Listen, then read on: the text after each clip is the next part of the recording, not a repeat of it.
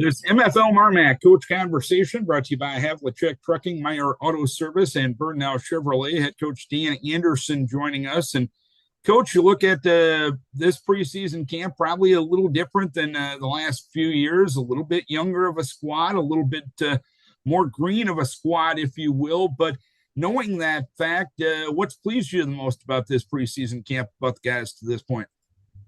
Well, they're coachable. I mean, that's the most important thing is they give a good effort. They listen to their coaches. They trust what we do.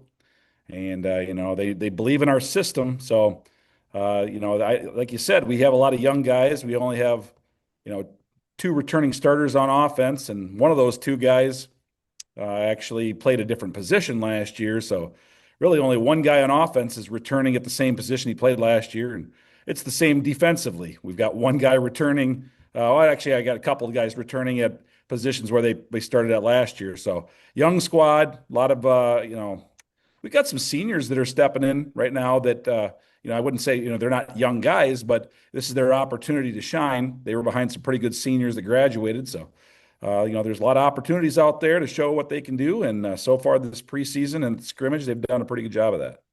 And have you been able to turn that into a healthy situation, knowing the fact that there's really 9 openings on each side of the ball? And the fact of the matter is, where there's opportunity, there can be competition, and hopefully a rising tide lifts all boats. Right. Competition's a good thing. It's a healthy thing.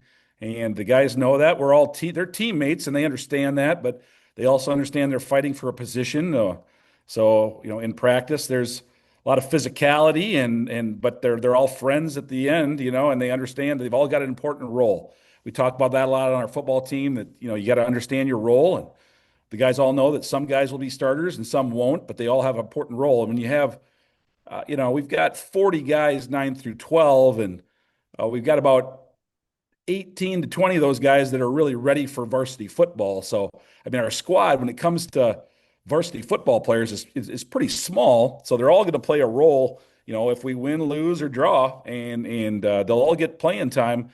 I guess that's one of the advantages of having less guys in your team is the guys get to play a lot. But, a team like Crestwood, who we see this week, I think they've got like 52 or 54 guys that are probably going to be on their varsity sidelines, and we'll have 20. So there's a big difference there, and probably fresh bodies. So we have to be in good shape, and the kids have been working hard, and they understand that that's an important part of these early season games is conditioning.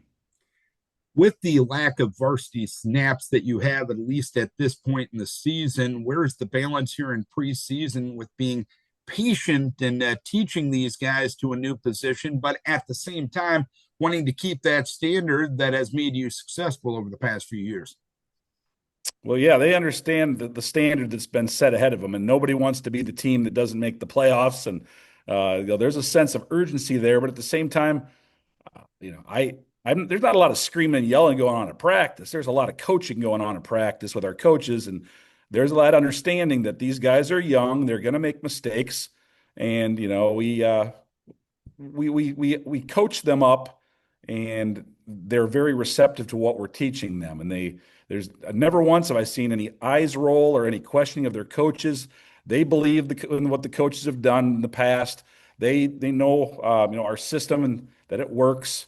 And we know they're going to make mistakes, and people have to have some patience.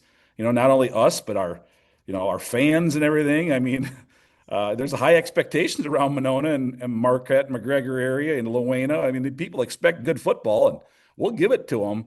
But you also have to understand when you're working with all these new young guys, it takes a little longer to get them up to speed. And I have no doubt we'll get there, Darren. I mean, we're going to get there, but it's going to take a little longer. I mean, you cannot be a veteran squad. We've had several veteran squads. You can't be a veteran squad without being, a rookie squad at some point, with some young guys. And that's where we're at right now. It's just how fast can we get these guys up to speed on what it's like to play varsity football. Last Friday night, you had an opportunity to see someone besides yourself as Southwind came to town for a scrimmage. What'd you take away from last Friday night? Well, I saw a lot of good things, that's for sure. I mean, and I think Southwind did too. I think they can be very pleased with what they saw. First off, it was an extremely physical scrimmage. Both teams, I'm sure, left there feeling like it was a regular Friday night with a lot of guys walking off pretty pretty sore, a lot of hard hitting. Guys got a little banged up on our team, and that's to be expected when you go against another team. It was different than scrimmaging yourself, but at least one thing that we found out is that our guys, they're gamers and they're competitive. And I saw a lot of really good things. The things that I didn't like, are all coachable. The things that maybe we need to spend more time on. I thought our tackling was good. I thought our pursuit and our angles were great. Just some assignment issues. We had some problems with maybe alignment and assignment, but that's all coachable stuff. The things that I needed to see out of our guys, which was the effort, the attitude, just the will to win, it was still there. It's still there, Darren. And those guys want to win. They expect to win. And it came down to the very end with Southwind, and nobody flinched. And a lot of these guys were, like I said, new in positions and never played varsity football before. And it was exciting for the fans. I mean, it was a scrimmage, but it felt like a real game. I'm sure, the Southwind coaches can probably attest to it too. I mean, it felt like a real game. It was super competitive all the way through. Good defense by both teams. Obviously, the offenses, take a little longer to get going, but both defenses, they were rocking it. They were hitting and being physical, and we did run the ball well. But we wanted to do that, and we thought we were very pleased with the way we ran the ball. So, and this week, the Crestwood Cadets come to town. What are you expecting out of Crestwood?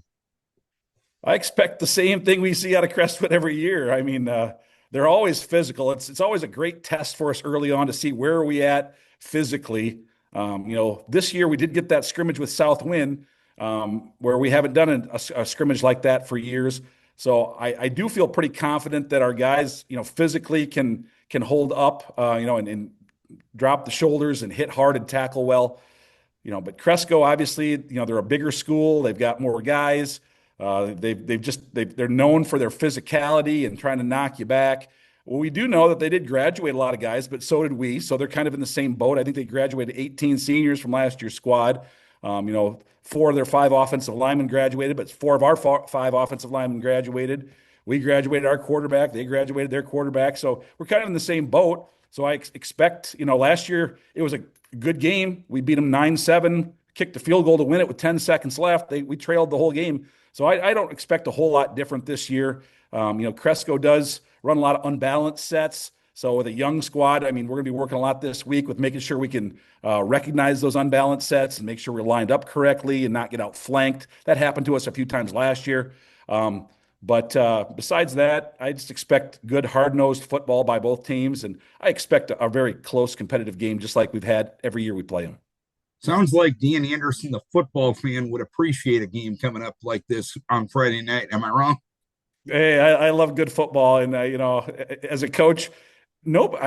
Even our guys, we don't want to play a game against a team that we can thump by 40 points. We really don't. We want good competitive games. That's what kids remember. And that's what coaches remember. And that's what fans remember. We want good football. And we expect to get that with a Cresco team this week. They're always a physical, tough team. They're always in the playoffs. They've been in the playoffs, I think, for the last 4 years, and they're a bigger school and bigger division. So, we expect a hard-nosed football game, and we're excited for it. I'm sure they are too. It's in Monona. Hopefully have a big crowd. We've had good crowds in the past.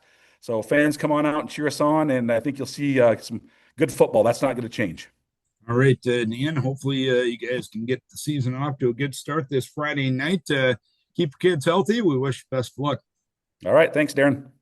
This MFL MarMac Coach Conversation with head coach Dan Anderson, brought to you by Havlicek Trucking, Birdnow Chevrolet, and Meyer Auto Service.